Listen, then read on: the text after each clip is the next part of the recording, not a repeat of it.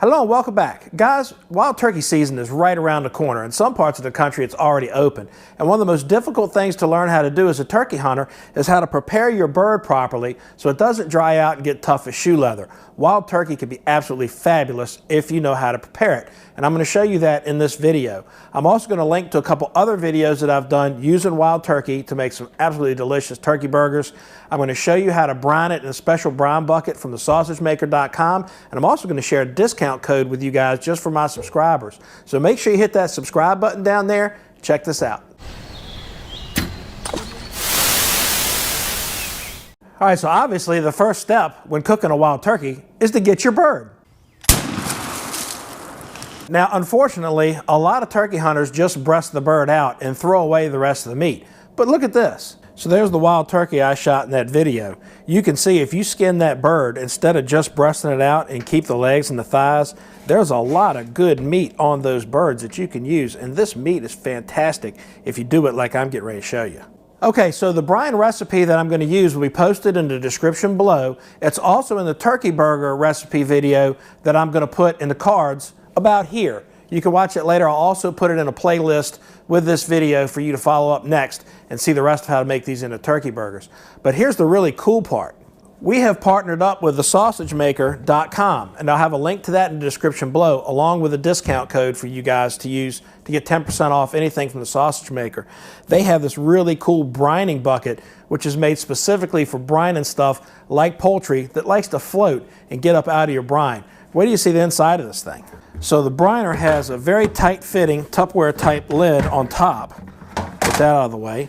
It comes with some instructions for brining different meats, different times, different weights, that kind of thing. But what makes this special is this plate, which actually screws into place where these molded edges are to hold the meat below the brine.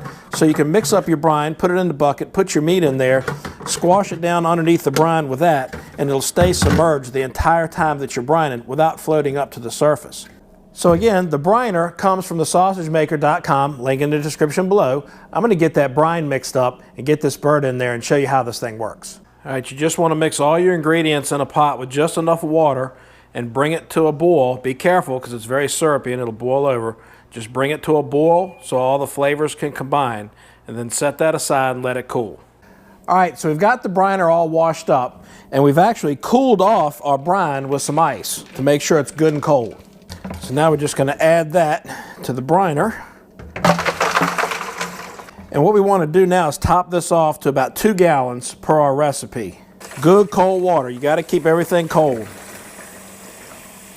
All right, that's about 2 gallons. Now let's get that bird in there. Into the brine.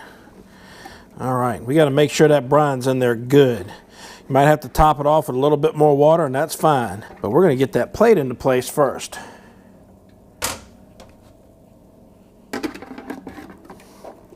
Lock that in as best we can where we think it's going to be. There we go. And top that dude off. And that'll keep that turkey from floating. All right, let's snap the lid on. There we go. And we're going to refrigerate this. Oh gosh, that's heavy. Probably for about 12 to 16 hours. There we go. Tomorrow. A couple things you guys need to know about brining meat. Brining does not make the meat salty. We're not using that much salt, but the salt is going to permeate that meat and retain that moisture during the cooking process. The other spices and stuff that we add is just going to add that much more flavor, just like other marinades would. Now it's been about 16 hours. The turkey was a 23-pound turkey, and 16 is probably more than it actually weighs. The instructions say an hour per pound. I went a little bit longer because I'd added more water, diluting the brine. So we're ready to get this out of the refrigerator now. There we go. Now another really nice thing about the briner is you can leave this plate in there for when you're pouring your marinade out. And that'll help you keep your meat in the bucket while you pour the marinade down the drain. Do not reuse your brine ever. So that plate's in there, doing a great job.